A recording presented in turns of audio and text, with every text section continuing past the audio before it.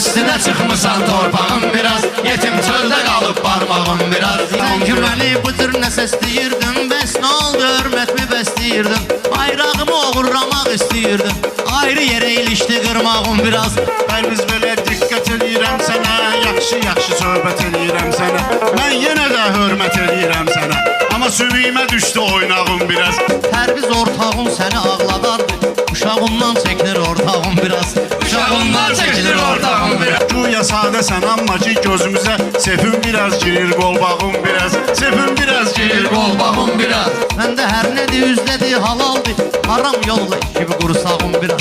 Haram yolla dolub qursağım biraz. Mən haramla ittiham edən oğlan, araşdırılmalıdır qaynağım biraz. Araşdırılmalıdır qaynağım biraz. Sənə deyəsən başın gedəcək birazdan, get daha gedibdir çardağım biraz. Orxan, Kopya Kərimgilin hamamısan, tökülüb kafelin beton.